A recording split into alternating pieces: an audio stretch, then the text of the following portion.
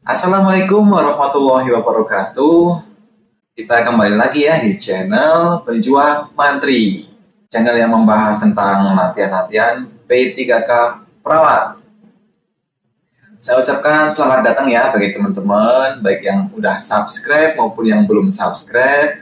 Saya ucapkan selamat datang semua ya di channel ini. Marilah kita bersama-sama untuk latihan soal P3K Perawat. Dan semoga teman-teman yang udah nonton video ini, saya doakan semoga teman-teman bisa lolos P3K di tahun ini. Amin.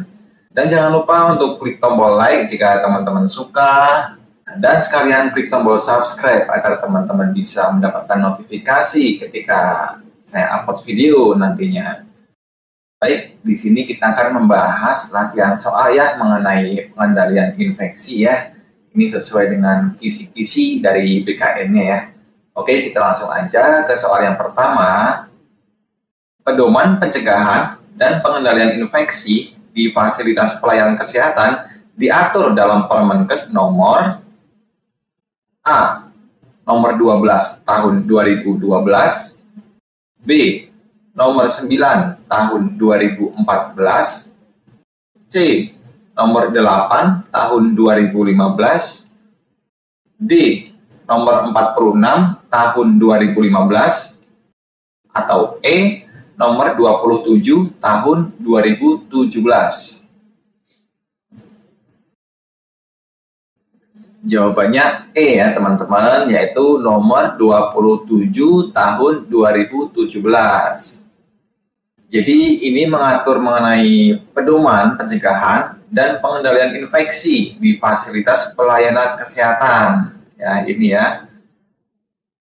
Kita ke soal yang kedua. Berikut ini adalah ruang lingkup Permenkes nomor 27 tahun 2017 yang tentang PPI. Kecuali A. Dinas Kesehatan, B. Rumah Sakit, C. Puskesmas, D. Klinik, atau E. Praktik mandiri nakes. Jawabannya A, yaitu Dinas Kesehatan. Jadi di sini ruang lingkup Permenkes nomor 27 tahun 2017 yang mengenai PPI ini ya. Ini pelaksanaan PPI di fasilitas pelayanan kesehatan berupa rumah sakit, puskesmas, klinik, dan praktik mandiri tenaga kesehatan. Jadi di opsinya ini kan kecuali ya. Yang kecuali adalah Dinas Kesehatan. Jawabannya A. Soal selanjutnya. Suatu keadaan yang disebabkan oleh mikroorganisme patogen dengan atau tanpa disertai gejala merupakan pengertian dari A. Agen infeksi, B. Rantai infeksi, C. Infeksi, D. Metode transmisi, atau E. Portal of entry. Jawabannya C, yaitu infeksi. Jadi infeksi ini adalah suatu keadaan yang disebabkan oleh mikroorganisme patogen dengan atau tanpa disertai gejala ya. Ini jawabannya C ya, infeksi.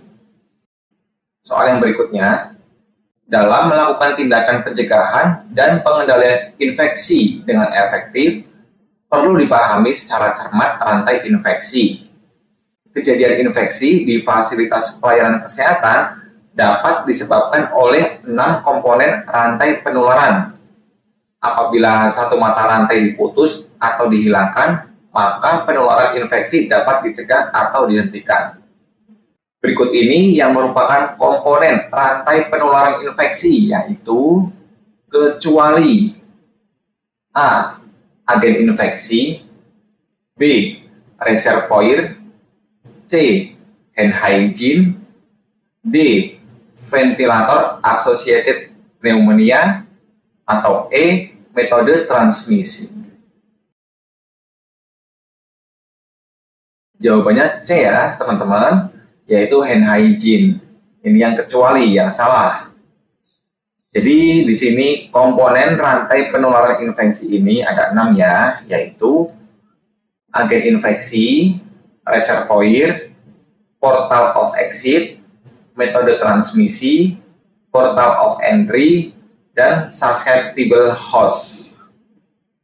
Teman-teman bisa ingat ya. Jadi jawabannya C, yaitu hand hygiene ya. Soal selanjutnya, berikut ini merupakan jenis HAIS yang paling sering terjadi di fasilitas pelayanan kesehatan, terutama rumah sakit, adalah kecuali A. Ventilator associated pneumonia, B. Community associated pneumonia, C. Infeksi aliran darah, D.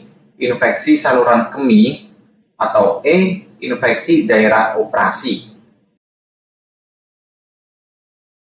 Jawabannya B ya, yaitu Community Associated Pneumonia.